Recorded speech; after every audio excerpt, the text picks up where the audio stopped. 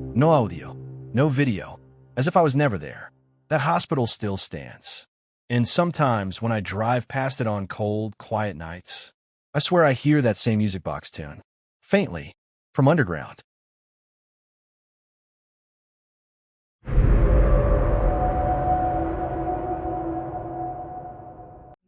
I was driving cross-country last fall, trying to escape a lot of things. A breakup, mostly.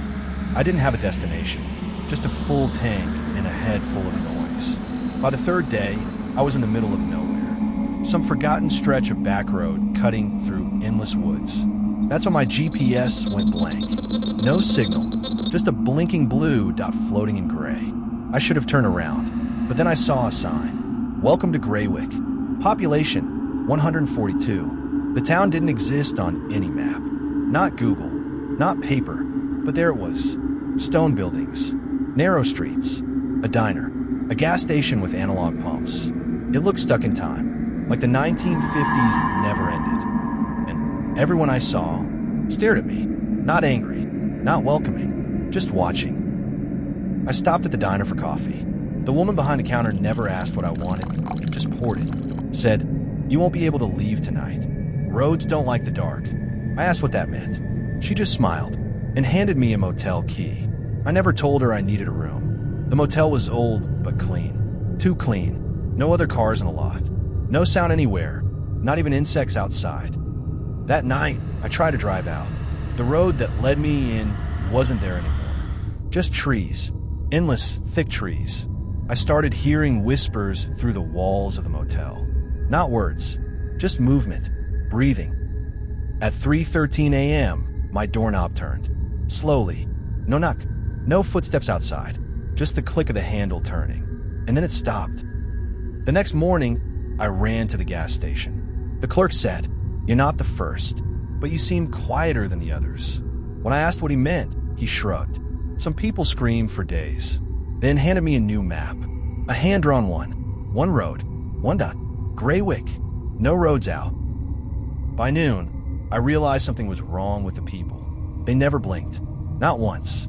They smiled, they talked, they walked. But their eyes were always open. Dry. Empty. I tried calling someone. No signal. Tried walking through the forest. Every path curved back into town. By the fourth day, I gave up trying. I checked the motel guest book again. There were names. Hundreds of them. Some scratched out. Some marked quiet. Next to my name, someone had written, "Still watching." That night, I stared at myself in the mirror. I looked fine, normal. Except, I hadn't blinked all day. Not once.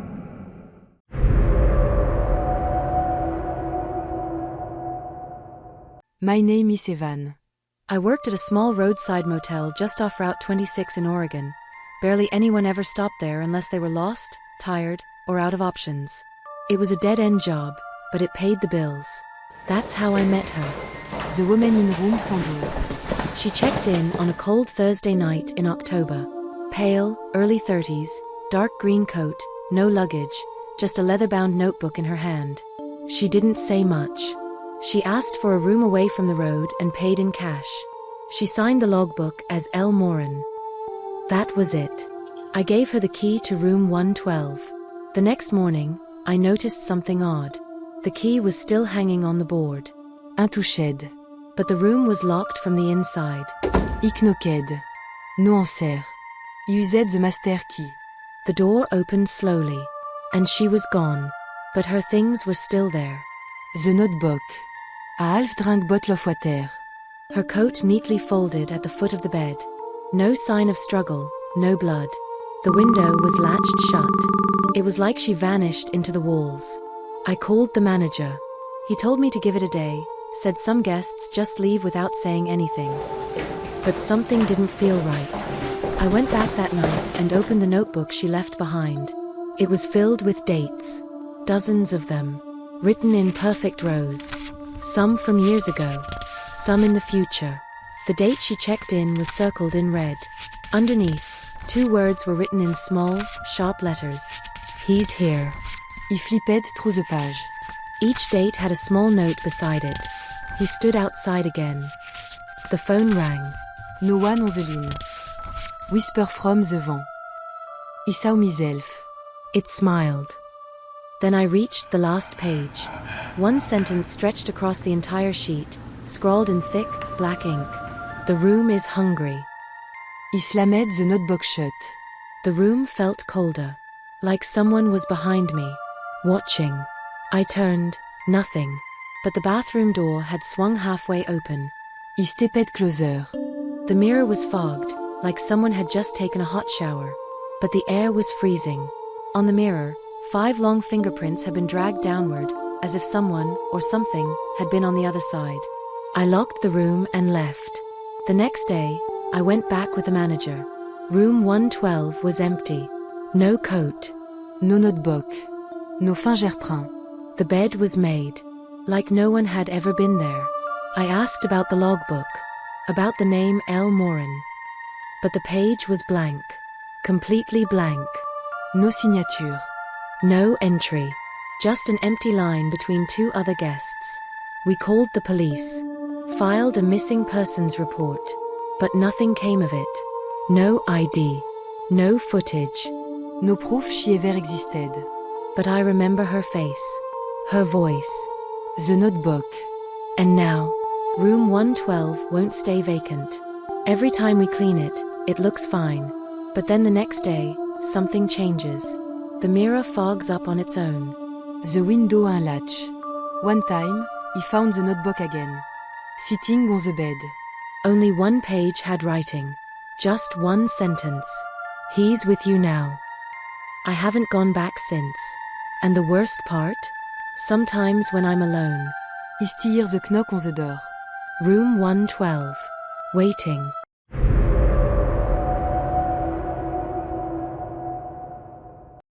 Some books are meant to be read.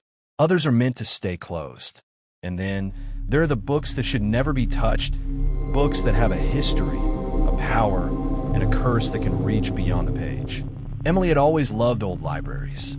There was something about the smell of aged paper, the quiet, and the rows upon rows of forgotten stories that gave her peace. On a rainy afternoon, she visited a small, centuries-old library that was tucked away on the outskirts of town. The place was almost always empty, with only the occasional librarian shuffling through the aisles. Emily loved that. It felt like she was entering a secret world where no one would bother her, and the books could speak freely to those who listened.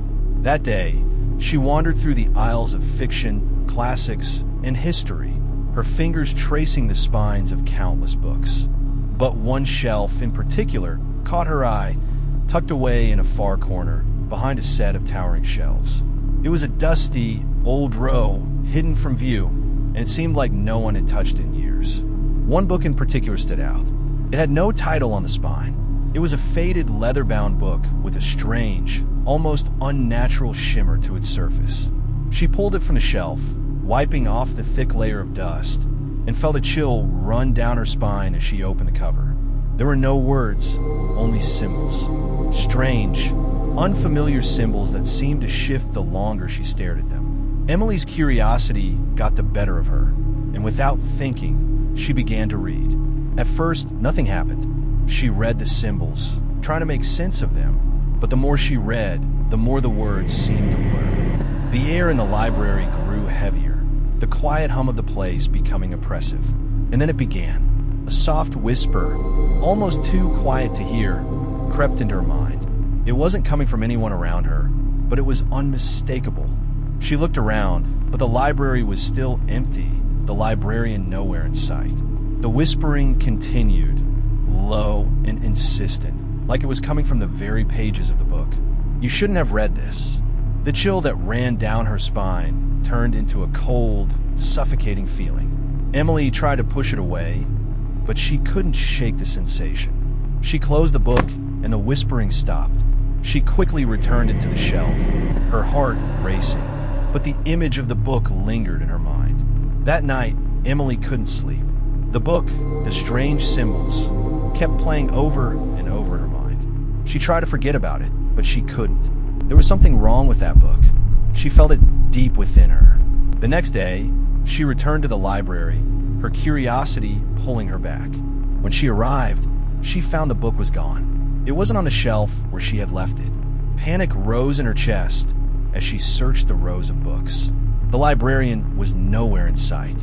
She felt a cold draft pass over her and turned around. There, standing at the far end of the library, was a man. He was dressed in old, tattered clothes, his face pale and gaunt. His eyes were wide, unblinking, staring at her with a terrifying intensity. She took a step back, but before she could say anything, he vanished, disappearing into thin air. Emily's heart hammered at her chest. She stumbled backward, her eyes searching the empty space where the man had stood. Whisper grows louder, almost as if coming from the books themselves. The whispering returned. This time, it was louder, clearer. "You're not supposed to know. Leave. Leave now." Desperate, Emily rushed to the librarian's desk, hoping to find some answers. The old man behind the desk barely looked up when she approached. "Did you see the man?" Emily asked, her voice trembling. He was right there, standing in the library. The librarian's expression didn't change. He slowly shook his head, almost as if he didn't care. "No one is ever supposed to read that book," he said, his voice low and weary. "It's been here for years, and no one has dared touch it. It brings bad things." Emily's breath caught in her throat. "What do you mean?" "The book, it's a doorway. It calls to certain people, those who are curious, those who have an open mind. Once they open it, the entity that lives within it begins to follow them." She felt the blood drain from her face. "Entity?" The librarian nodded slowly. "It's not a person. It's something older, something darker, a being that exists between the worlds. And when it has chosen you, it will never leave."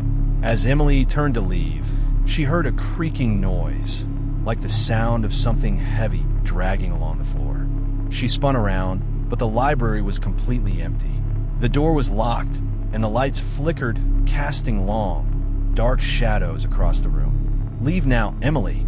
The voice echoed in her mind, and the room began to shift, the walls growing narrower.